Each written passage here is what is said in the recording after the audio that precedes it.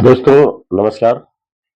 एक लड़की होती है जो कि धारदार चाकू लाती है मार्केट से और उसके बाद जो है एक ड्राम लाती है और अपने ही पति को मारने के लिए पूरा षड्यंत्र रचती है। और उसके बाद जो है उसको जो है नशे की कुछ गोलियां खिलाकर और उसे जब पूरी तरीके से वो बेहोशी हालत में होता है तो उसके जो है उसको सीने में जो है वो खंजर मार देती है, यानी चाकू मार देती है। मारने के बाद जो है उसके 15 टुकड़ा करके उसे एक ड्राम लाती है, वही ड्राम में भर के और उसमें सीमेंट भर के उसको जाम कर देती है। तो ये दोस्तों, ये कहानी बहुत ही दर्दनाक है। और एक औरत जो कि अपने ही पति के साथ इतने दर्दनाक तरीके से कांड करती है। आइए ये कहानी आप लोग को विस्तार पूर्वक सुनाते हैं। आप लोग भी सुनकर जो है पूरी तरीके से दंग हो जाएंगे और सोच के कलेजा भी आपका कांपने लगेगा कि इस तरीके की घटना एक औरत कैसे कर सकती है, जिससे कभी वो प्यार करके उससे शादी करी थी और लड़का भी खूबसूरत हैंडसम था, लेकिन उसको जरा भी ख्याल नहीं आया, अपने अपने प्रेमी के साथ मिलकर उसकी हत्या कर दी। तो ये दोस्तों कहानी जो है, अगर आपको अच्छी लगी तो लाइक शेयर कमेंट जरूर करिएगा और कहानी बताइएगा कि आप लोग कहाँ से देख रहे हैं। ये कहानी दोस्तों है मेरठ की। मेरठ उत्तर प्रदेश की मेरठ की कहानी है। वहीं की रहने वाली जो मुस्कान है वो वहीं की रहने वाली होती है और 12वीं क्लास में वो मतलब अपनी 2016 में पढ़ाई कर रही होती है। और कॉलेज के दिनों में वो बड़ी चुलबुली और बहुत ही अच्छी थी और पढ़ाई लिखाई में भी वो अच्छी थी, तो वही पढ़ाई कर रही थी। तो एक दिन स्कूल के फंक्शन का कुछ प्रोग्राम था, तो फंक्शन से स्कूल तरफ से वो एक बाहर जाती है और वहीं पे उसकी मुलाकात जो है वो सौरभ से हो जाती है। सौरभ देखने में बहुत ही हैंडसम, बहुत ही खूबसूरत रहता है। जब वो देखता है मुस्कान को तो वो भी आकर्षित हो जाता है। फिर ये दोनों एक दूसरे से बातें करते हैं।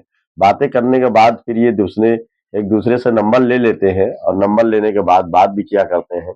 और फिर वहां से जब चली जाती है तो ये कहती है कि देखो, हम लोग प्रेम इतना करते हैं, तो क्या तुम मुझसे शादी करोगे? तो इस पे वो कहता है, सौरभ कहता है कि देखो, शादी तो मैं तुमसे करूंगा और जरूर करूंगा। इससे कुछ समय बीत जाता है, लेकिन ये दोनों अपने घर वालों से बातें करने लगते हैं।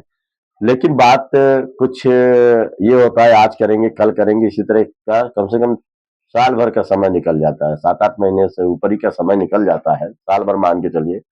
इन लोगों से प्यार भरी बातें यही चैट पे और मोबाइल पे हुआ करती थी। फिर बाद में एक दिन ये कहती है कि देखो, हम लोग मिलते तो है, अच्छी बात है, लेकिन अब हम लोग को शादी कर लेना चाहिए, अपने घर वालों को मना लेना चाहिए। तो इस बात मुझे सौरभ कहता है, ठीक है, तुम अपने मम्मी पापा से बात करो, मैं अपने मम्मी पापा से बात करता हूँ, देखता हूँ शादी में अगर राजी हो जाते हैं तो हम लोग जो है शादी कर लेंगे। तो उसके बाद जब ये लड़की जो मुस्कान होती है अपनी मम्मी को बताती है, मम्मी से कहती है कि मम्मी, एक लड़का है, बहुत ही खूबसूरत है और वो पढ़ाई लिखाई भी अच्छे खानदान से है, पढ़ा लिखा भी है, सब कुछ अच्छे से है। तो ये लड़के की फोटो दिखाती है तो उसकी माँ देख के बड़ी खुश हो जाती है, कहती है ठीक है, लड़का तो सही है और अच्छे घर से अच्छे खानदान से है। क्योंकि जो है, जो लड़के का जो पिता, जो सौरभ के जो पिता होते हैं, उनका नाम मुन्ना लाल होता है, उनका एक भाई होता है जिसका नाम राहुल होता है और उनकी माँ होती है रेनू। तो ये इनका परिवार भी बहुत अच्छा होता है, तो देख के बड़े खुश हो जाती है वो उसकी माँ। और बाप कहते हैं कि मुझे कोई एतराज नहीं है, ठीक है, हम लोग शादी कर देंगे, तुम सौरभ से पूछ लो वो अपने माता पिता को राजी किया है। तो ये दूसरे दिन अब सौरभ से बात करती है कि तुमने अपने माता पिता से बात किया शादी के लिए? तो वो कहता है कि नहीं, हमने तो बात आज करते हैं। मम्मी पापा से अपने वो बात करता है तो पापा जब सुनते हैं तो उनको पता चलता है कि ये मुस्कान नाम की लड़की जो है बहुत ही नीचे स्तर की है, क्योंकि वो हाई फाई सोसाइटी के थे, करोड़ों की जायदाद थी और अच्छे खासे फैमिली से थे। तो उन्होंने कहा, मुझे ये लड़की पसंद नहीं है और तुम इससे लड़की से शादी मत करो, क्योंकि ये लड़की सही हमको नहीं लग रही है। तो इस बात पे जो है सौरभ जो है गुस्सा हो जाता है। वो कहता है कि मैं शादी करूंगा तो उसी लड़की से करूंगा, दूसरे से नहीं करूंगा। वो पूरी तरीके से मान जाता, पूरी तरीके से जो है एकदम कह देता है कि चाहे मुझे आप रखो चाहे ना रखो, चाहे कुछ भी करो, मैं उसी लड़की से शादी करूंगा। तो उसके परिवार वाले उससे अपने जायदाद से बेदखल कर देते हैं, कहते हैं जाओ तुम उसी के साथ रहो। फिर ये क्या करता है कि इसके माता पिता से मिलता है और लड़की से जो है शादी कर लेता है। वो लोग किसी तरीके से शादी करवा देते हैं और जब शादी हो जाती है तो ये जो है न अपने घर जाता है और न अपने ससुराल में रहता है। ये एक किराए पे जाके वहीं पे मकान लेके जो है इंद्रपुरी जो इंदिरा नगर कॉलोनी होती है वहीं पे रहने लगता है।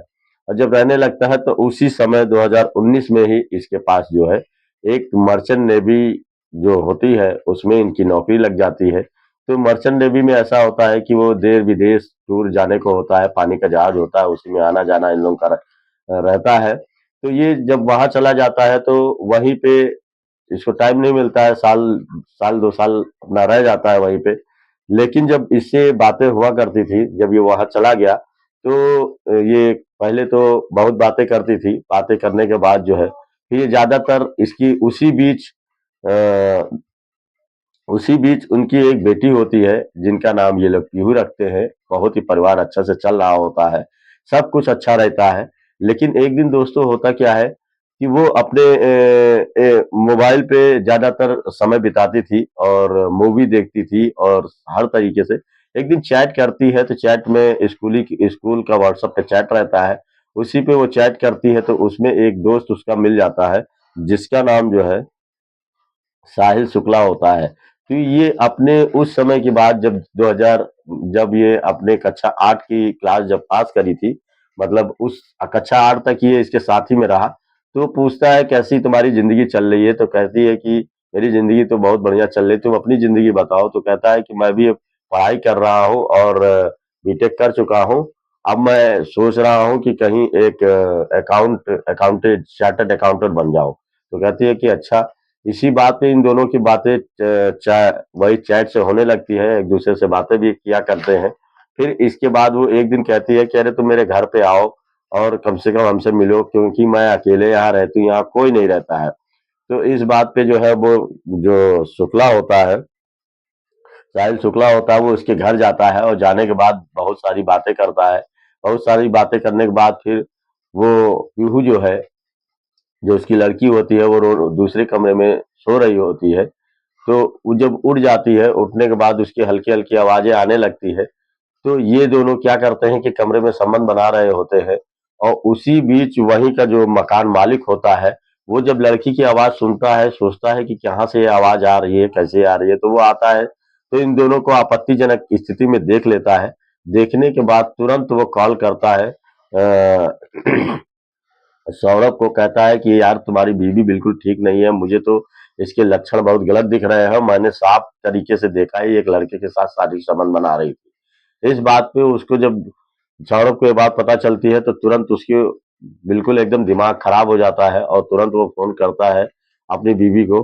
कहता है कि तुमने क्या दूसरे लड़कों से शारीरिक संबंध बनाना शुरू कर दिया? तो कहती है कि कौन आपसे कह दिया है, मैं आपके सिवा किसी और के बारे में नहीं सोचती हूँ, तुमने कैसे सोच लिया कि मैं किसी और से प्यार करती हूँ? तो इस बात पे साहिल जो है कुछ बोलता नहीं है। फिर उसको लेकिन शक उसके मन में घुस जाता है, तो वो उसकी माँ को बराबर फोन करता है और माँ से कहता है कि जरा आप जरा देखिए कि ये कैसे किस तरीके की लड़की है, हमने सुना है कि ये कोई दूसरे से प्यार करती है, उससे शारीरिक संबंध बना रही है। तो इसकी माँ कहती है कि हाँ ठीक है, मैं पता करती हूँ। तो एक दिन ये जाती है और उसको भी पता चल जाता है कि कोई लड़का घर में है। तो ये इसकी माँ जब जाती है तो जाने के बाद वहाँ अंदर दरवाजा खटखटाती है, तो ये निकलती है तो कहती है कि दरवाजा ही नहीं खोलती है। ये बहुत खुलवाने की कोशिश करती है और दरवाजा नहीं खोलती है उसकी बेटी। फिर ये वापस चली आती है। तो दूसरे दिन ये सौरभ से कहती है कि क्या हुआ, तुम लोग आपस में क्या बातें करते हो? हमें घर पे भेजा था और भेजने के बाद में वापस चली आई वहां देखने के लिए, वहां पे वो दरवाजा ही नहीं खोली और बाद में तुम लोग फिर एक दूसरे से बात करने लगे हो। तो तुम लोग के झगड़ों में, तुम लोग के बीच में पड़ने से मेरा क्या है? हम लोग को माँ बाप के बीच में तुम लोग क्यों घुसेड़ रहे हो? तो इस बात पे वो भी नाराज हो जाती है, कहती है अब तुम अपने झगड़े अपने अपने हाथ सुलझाया करो, हमें इस बीच में मत रखो। इस बात पे जो है सौरभ जो है वो कहता है कि अच्छा माँ जी, कोई बात नहीं, गलती हो गई, मैं आपको परेशान नहीं करूंगा। इस बात पे वो क्या करता है कि फरवरी की 24 फरवरी को जो है वही लंदन में वो अपना काम करता है। तो वहीं से कहता है कि मुझे ऑफिसरों से छुट्टी लेता है कि मुझे 25 फरवरी को पहुंचना है, क्योंकि मेरी बीवी का बर्थडे है, उस दिन मैं जाना चाहता हूँ, उसको सेलिब्रेट करना चाहता हूँ। तो वो वहीं से जो है तुरंत चला आता है और आने के बाद ढेर सारा चॉकलेट और मतलब गिफ्ट के सामान और सब दुनिया भर का लाता है। और लाने के बाद जो है पूरे घर की तैयारी साफ सफाई और बढ़िया से करता है, धूम से बढ़िया से उसके साथ जो है एंजॉय करने की कोशिश करता है, क्योंकि हमेशा एंजॉय वाला वो लड़का था, हंसमुख था और एक तरीके से जिंदगी को एंजॉय करके जीना चाहता था। तो ये उस दिन क्या करती है कि उसका जो है बर्थडे मनाती है, तो बर्थडे पे जब ये आता है तो देख के उतनी खुश नहीं होती है, लेकिन उसके सामने जताती है कि आप आए हो तो अच्छी लग रहा है। बाद में वो जो साहिल शुक्ला होता है वो भी बर्थडे में आया रहता है, लेकिन किसी को कुछ पता नहीं रहता है कि आखिर इन दोनों में मैटर क्या है, वो अनजान बने रहते हैं। फिर उसी दिन ये क्या करता है साहिल शुक्ला, उसको कुछ गोलियां देके जाता है, कहता है कि ये आज ही हम लोग इसका काम तमाम कर देंगे। तो उस बात पे ये सोचने लगती है, कहती है कि नहीं इतनी जल्दी नहीं, क्योंकि जो है सौरभ जब चला जाएगा यहाँ से तो फिर हम लोग साथ में रहेंगे, अभी इतनी जल्दी इसके खात्मा नहीं करते हैं। तो कहता है बाद में फिर दूसरे दिन जब सौरभ उठता है मतलब देर हो जाती है रात में, और उसके बाद जब उठता है तो नींद की गोली ये मिला देती है, लेकिन वो कुछ कर नहीं पाती है और उसको हिम्मत नहीं होती उसे मारने की। तो साहिल जो है कहता है क्या हुआ कुछ करी, तो कहती है कि आज मुझे मौका नहीं मिला, बाद में देखती हूँ। लेकिन उसी बीच सौरभ ये कहने लगता है कि देखो, मैं अब तुम बार बार कहती हो ना कि तुम लंदन चले जाते हो, अब मैं लंदन नहीं जाऊंगा, यहीं पे रह के ही काम करूंगा और जो यहीं पे ही रहूंगा और तुम्हारे साथ समय बिताऊंगा। इस बात को जब ये सुनती है तो एकदम से उसके दिमाग से पैरों तले जमीन खसक जाती है कि अब तो ये यहीं रहेगा। और उस बीच जो है इससे काफी प्यार मोहब्बत ये साहिल से कर चुकी थी, क्योंकि उसके साथ जो ड्रग्स का और अफीम का, यही सब गांजे का, यही सब का सेवन भी वो करने लगी थी और दोनों नशे में लिप्त हो गए थे। और इसी वजह से सारी संबंध बनाते थे और काफी लोगों का आगे प्लानिंग भी हो गया था। तो इस बात पे वो एकदम से घबरा जाती है कि ये अब आदमी मेरे साथ ही रहने के लिए कह रहा था। बल्कि ये कुछ समय पहले जब ये बात जानता है सौरभ, तो ये तलाक के लिए अर्जी भी देता है कि तलाक हम लोग को दे दिया जाए। लेकिन सौरभ जो है बहुत प्यार करता था मुस्कान से, तो मुस्कान को उसको कह साफ लहजे में कह देता है कि देखो मैं तुम्हें तलाक नहीं दूंगा। और उसी बीच उसी बीच ये फिर अपने मम्मी से जाके कहती है कि मैं अब जो है साहिल शुक्ला से प्यार करने लगी हूँ और मैं उसके साथ रहना नहीं चाहती हूँ, सौरभ से मुझे तलाक दिलवा दीजिए। तो उसके माँ बाप गुस्सा हो जाते हैं कि तुम्हारे कहने पे तुम पहले उससे प्यार करती थी, तुम्हारे कहने पे मैंने उससे शादी करा दी, अब तुम अब कह रही हो कि उसके साथ नहीं उसके साथ रहना, तो ऐसा संभव नहीं है, हम लोग कतई राजी नहीं होंगे उससे शादी करने के लिए। तो इससे ये परेशान हो जाती है और साहिल शुक्ला को फोन करती है, कहती है कि ना मेरे मम्मी पापा राजी है ना सौरभ मुझे तलाक देने को राजी है, अब कैसे क्या होगा, हम लोग कैसे मिलेंगे। तो कहते हैं, देखो भाई तुमको अगर मेरे साथ रहना है, देखो जिंदगी कितनी अच्छी है, हम लोग नशे में रहते हैं, कितनी धूम की जिंदगी होती है, कितना अच्छा लगता है, एंजॉय करता है। तुम्हें अगर नशे तुमको अगर ड्रग्स चाहिए, अगर तुमको ये चीज चाहिए, तो ये तो कतई नहीं करने देगा, क्योंकि ये तुम तो जानती हो जनरल मर्चेंट का ये लड़का है और ये कतई नहीं होने देगा। तो कहते हैं तब फिर क्या किया जाए, तो कहते हैं कि इसको यहाँ से हटाने का प्रोग्राम करो, किसी तरीके से यहाँ से जो है इसको हटा दो रास्ते से। तो कहती है ठीक है प्लानिंग हम करते हैं। फिर वो तब से प्लानिंग में जुट जाती है, कई फिल्में ऐसी देखती है जिसमें एक वध फिल्म थी, और ये मर्डर की सारी फिल्में देखा करती थी कि कोई इसे मर्डर की फिल्में, जैसे एक चटनी फिल्म आई थी, उसमें भी मर्डर के तरीके कैसे कैसे वो हीरो करता है, सारा इसे ये प्लानिंग देखना शुरू कर देती है कि हम अपने पति को कैसे रास्ते से हटाएं और कैसे ठिकाने लगा दें कि कोई जान ना पाए। वो पूरी प्लानिंग करने लगती है और प्लानिंग के हिसाब से पूरी प्लानिंग करती है, और प्लानिंग के हिसाब से जो है ये जाती है एक दुकान पे और वहीं पे जो है धारदार चाकू पूछती है कि ये धारदार चाकू मिल जाएगा, तो दुकानदार कहता है कि भाई ऐसा आपको जरूरत क्या पड़ गई, आप प्याज काटेंगी, लहसुन काटेंगी, टमाटर काटेंगी, यही सब काटेंगी ना, तो इसमें इतना बड़ा चाकू लेने की क्या जरूरत। तो कहती है कभी कभी हम लोग मुर्गा काटते हैं घर ही में, जिंदा मुर्गा लाते हैं अपने हिसाब से काटते हैं, तो इसके लिए बहुत ही तेज धार और बहुत ही अच्छा चाकू होना चाहिए। इस बात पे वो अच्छा अच्छा चाकू निकालता है, जिसमें से 800 रुपए का एक चाकू रहता है जो कि बहुत ही मजबूत होता है, कैसे काटा जाता है। तो वो चाकू और एक अस्तूरा, दो चीज लेके आती है, और आने के बाद जो है फिर वो एक ड्रम लेने जाती है, 1100 रुपए का वो ड्रम भी पता कर लेती है। ये मार्केट में जाती है, फिर एक 1100 का जो है ड्राम लाती है, और ड्राम लाके वो ड्राम वाला पूछता भी है कि अरे मैडम, ये इसको अभी क्यों लेके जा रही हैं? तो कहने लगती है कि ये हमें गेहूं इसमें रखना है जिसमें ज्यादा गेहूं आ सके। तो वो कहता है कि मुझे इससे क्या है। वो 1100 रुपये लेता है और इनको ड्राम दे देता है। ये ड्राम का भी इंतजाम कर लेती है, क्योंकि ये फिल्मों में देख देख के ये तब से ट्राई कर रही थी कि कब हम अपने पति को कैसे प्लानिंग से मारें। कई बार कोशिश करती है लेकिन कर नहीं पाती है।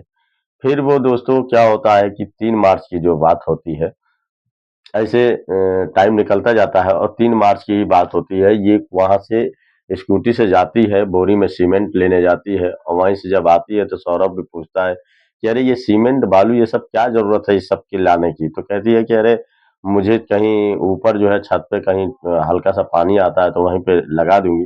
तो समझ नहीं पाता है। और इसी बीच साहिल और ये दोनों प्रोग्राम अपना बना लेते हैं पूरी तरीके का कि हमें आज आज की रात इसको मारना है।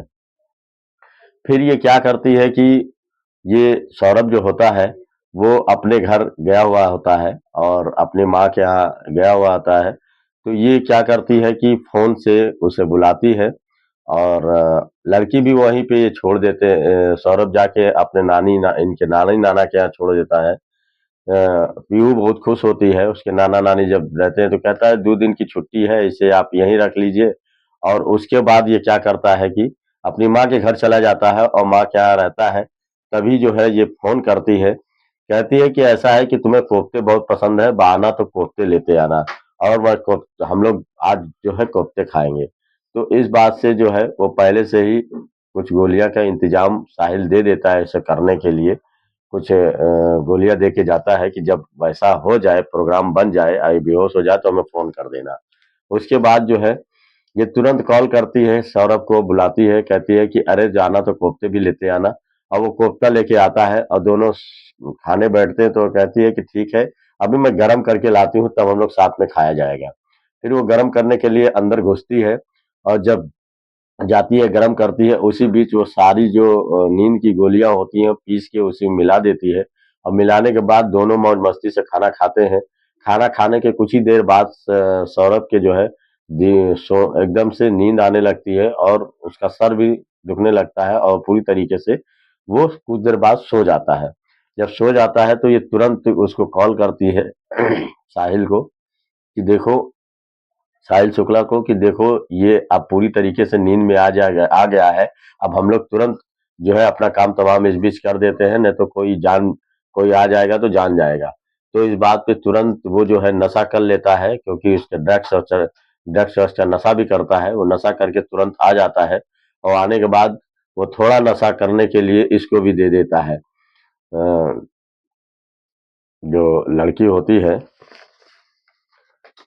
मुस्कान, उसको भी थोड़ा-सा नशा दे देता है और वो दोनों नशे में जब हो जाते हैं तो ये क्या करते हैं, उसकी पीठ पे उसके सीने पे बैठ जाती है और वही वाला जो चाकू वहां से खरीद के लाती है उसके 3 बार कस के करती है, उसके कलेजे में डाल के पूरा जो है 9 इंच तक अंदर घुसेड़ देती है। घुसेड़ने के बाद उसको बुरी तरीके से खात्मा कर देती है और वहीं पे सौरभ जो है कुछ नशे और नींद के कारण जो है कुछ कर भी नहीं पाता है और उसी बीच एक आवाज ना आए वहां कूलर चला देती है और इससे कहीं कोई किसी को आवाज भी नहीं आता है और वो वहीं पे क्या करती है कि ये लोग उसको बुरी तरीके से मार देते हैं। मारने के बाद फिर इसको घसीट के ले जाते हैं बाथरूम में और वहां पे ले जाने के बाद इसका सर जो है धड़ से अलग कर देते हैं। अलग करने के बाद जो है उसके जो है हाथ को पंजे को काट देते हैं और वो ड्रम में आ नहीं रहा था, इस चक्कर में उसके जो है और टुकड़े और पीस कर दिए जाते हैं। तो वो क्या करते हैं कि ये जो लड़का होता है, ये साहिल अपने नानी घर रहता है, इसके माँ बाप पहले ही से नहीं रहते हैं। तो ये वहीं पे उस लाश को पन्नी में लपेट के काली पन्नी में लेके जाता है अपने नानी के यहाँ रखने के लिए, लेकिन वहां पे फेंक वोक नहीं पाता है। तो ये कहता है कि देखो हम लोग इसको फेंक नहीं पाएंगे और इसको क्या करते हैं कि किसी वही ड्राम में डाल के जो है इसको पूरी तरीके से सीमेंट डाल के इसको बंद कर देते हैं कि कोई जान ना पाए। इस बात पे जो है वो राजी हो जाती है और फिर वो दोनों आते हैं घर के अंदर और आने के बाद जो है उसको 15 टुकड़ा कर देते हैं और करने के बाद उसको ड्रम में डाल के उसमें सीमेंट डाल देते हैं, पूरी तरीके से जम जाता है कि बदबू ना आए। और उसके बाद फिर ये तुरंत उसी के पैसे से जो है ये लोग मनाली निकल जाते हैं और वहां तक खूब घूम मस्ती और खूब ड्रामा और हंसी मजाक। उसको लगता ही नहीं कि ये लोग किसी का कत्ल करके आए, किसी को मार के आए हैं। उसकी जितना पैसा 1 लाख वो आके तुरंत इनको देता है और कुछ अपने घर वालों को भी देता है। तो वो उसी का पूरा मौज मस्ती करने के लिए वहां से निकल जाती है। और ये लोग 13 दिन मौज मस्ती वहां पे करते हैं, कुल्लू मनाली जाते हैं और वहीं पे जो है और अच्छी अच्छी जगह जाते हैं, हिमाचल जाते हैं।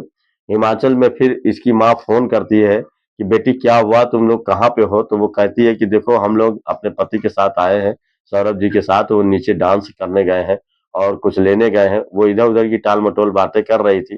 तो उसकी माँ को समझ में नहीं आ रहा था कि आखिर ये बातें इधर उधर की क्या कर रही है, सही बात क्यों नहीं कर रही है और सौरभ जी से मिलवा क्यों नहीं रही है। वो बात ही नहीं करवा रही। जब भी बात करती वो इधर उधर की बात कर देती और मिलवा नहीं रही थी। तो उसको उसकी माँ को तुरंत शक हुआ कि आखिर ये बात क्या है, ये हमारे दामाद से क्यों नहीं बात करवा रही है।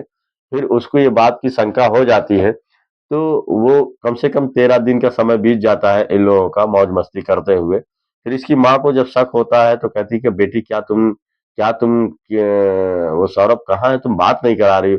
तो इस बात की इसको शंका हो जाती है कि कहीं माँ और जांच पड़ताल न करने, तुरंत रोने लगती है मोबाइल पे और कहने लगती है कि सौरभ जी अब नहीं रहे, हम लोग को छोड़ के हमेशा के लिए चले गए। तो इस बात पे वो कहती है क्या बक रही हो तुम, ये सब फोन में नहीं आके मुझे सीधे बताओ आखिर क्या बात है, कैसा मैटर है। तो वो तुरंत जो है आती है और आने के बाद जो है अपने माँ के पास रोने लगती है और कहती है कि सौरभ जी अब नहीं रहे। तो कहते हैं कि ये क्या बक रही हो, कैसे नहीं रहे, ऐसा कैसे हो सकता है?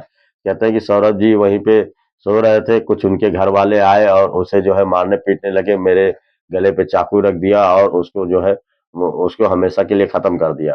तो इस बात पे जो है जब बताती है तो उसकी माँ को यकीन ही नहीं होता, उसे पिता को भी यकीन नहीं होता। तो उसके पिता यही कहते हैं कि बेटी देखो आज तक तुमने कोई भी गलत काम किया तो मैंने तुम्हारा साथ दिया ना, सब कुछ बताया ना। तो अब भी तुम सही सही बता दो आखिर तुम क्या है, मैं तुम्हारे साथ रहूंगा, जो भी बात हो तुम हमें सही सही बता दो। तो वो कहती है कि पिताजी मैंने हम और मेरे दोस्त ने मिलकर जो है सौरभ को सर से धड़ कर दिया। उसके उसके 15 टुकड़े करके एक ड्राम में सीमेंट भर के डाल के उसको जो है पैक कर दिया है। तो ये बात जब सही सही सुनता है उसका बाप तो कहता है जिस तरीके से तुमने हमको बताया है इस तरह चल के तो है पुलिस वालों को बताओ, क्योंकि जो है पुलिस को बताओ। तो वो क्या करते हैं कि अपनी जो स्कूटर निकालते हैं उस पर इनको बैठाते हैं और बैठाने के बाद जो है वहीं पे एक ब्रह्मपुरी पुलिस थाना होता है, वहां पे लेके जाते हैं अपनी बेटी को, कहते हैं कि जैसे तुमने हमको सच बताया वैसे ही पुलिस वालों को सच बताओ। तो पुलिस वालों को जैसे ही पूरी तरीके से बताती है तो पुलिस भी पहले तो सोचने लगती है, फिर इससे पूछताछ करती है तो ये बताती है कि उनके घर वाले ही उनको मारे हैं। मैं नहीं जानती हूँ कैसे क्या हुआ है, मुझे तो चाकू की नोक पे रखे हुए थे और उसके बाद उसको मार के वो लोग भाग गए। तो इस पे पुलिस पूरी तरीके से सख्ती करती है कि जब उसके घर का कोई सदस्य वहां है नहीं तो मार कैसे डाला और तुम झूठ बोल रही हो। उसके बाद जो है अपनी शक्ति पुलिस जब दिखाती है तो पूरी तरीके से ये टूट जाती है, पूरा सच उगल देती है कि मैंने किस तरीके से अपने पति को जो है नशे की गोलियां दी थी और नशे की गोलियां देने के बाद जब वो पूरी तरीके से नींद में हो गए तो मैं अपने दोस्त को बुला के जो है मैं उससे बहुत प्यार करती थी और उसको बुला के मैं हम लोगों ने उसका गला काटा, उसका जो है उसके कलेजे में 3 चाकू मारे और उसको मार डाला और मारने के बाद उसके हाथ पैरों को उसके जो हाथ के पंजे हैं उसको काट दिया और उसको जो है एक ड्रम में भर के जो है हम लोग जो है उसको पैक कर दिए हैं। इस पे बात पुलिस पूरी सख्ते में आ जाती है और जाके जो है देखती है तो ड्रम के अंदर वो उसी तरीके से पैक है। फिर तुरंत पुलिस चार्जशीट तैयार करती है और इनको तुरंत जो है ले जाती है, जेल पहुंचा देती है। जेल में जेल में ये लोग फिर और सख्ती से पूछताछ जब करते हैं तो ये कहती है कि इसका भी प्लानिंग ये रहता है कि ये सोचती है कि क्यों ना उसमें मट्टी डाल के उस पे पेड़ लगा दिया जाए, क्योंकि एक पिक्चर में ये देखती है कि कहीं पे खोद के उसमें जो है पेड़ लगा रहे हैं, वहीं पे गाड़ देते हैं जिंदा, उसके बाद उसके ऊपर पेड़ लगा देते हैं। तो वही सोच रही थी कि हम लोग भी इसमें मिट्टी भर के जो है उस पे पेड़ लगा देंगे। लेकिन जो है वो बदबू काफी आने की वजह से जो है वो ऐसा नहीं कर पाई। वो बाद में शायद पुलिस वालों को ये बता रही है। और आप लोग तो इतना तेज सोशल मीडिया पे चल रहा है, बहुत कुछ जानते ही होंगे। लेकिन हमने भी जो मीडिया पे देखा है, जो उनके माँ बाप बोल रहे हैं और कैसे किस तरीके से सारी घटनाएं, तो वही मैं आप लोग को पूरी सुनाने की कोशिश किया हूँ। अगर अच्छी लगे तो लाइक शेयर कमेंट जरूर करिएगा। लेकिन सोचने वाली बात है दोस्तों, ये आपको कहानी सुनाकर आपके दिल को ठेस पहुंचाना नहीं था, बल्कि आपको जागरूक करना था कि इस तरीके से भी कांड हो जाता है। लोग कांड कर देते हैं। बीवियों को अकेले छोड़ने का मतलब है कि वो कुछ ना कुछ उसके दिमाग में फितूली काम सवार हो जाता है। वो कोई ना कोई दूसरे से संपर्क में आ जाती हैं और इस तरीके से घटनाएं के बारे में सोचने लगती हैं। तो ऐसा दोस्तों इस बहुत कुछ अकेला होने के कारण ये हो जाता है। तो ऐसा इसी वजह से कहा जाता है कि औरत को अकेला ज्यादा छोड़ना नहीं चाहिए। और ये कहानी अच्छी लगी तो लाइक शेयर कमेंट जरूर करिएगा और हमारे चैनल पर नए हो तो सब्सक्राइब जरूर कर दीजिएगा। नमस्कार दोस्तों, धन्यवाद।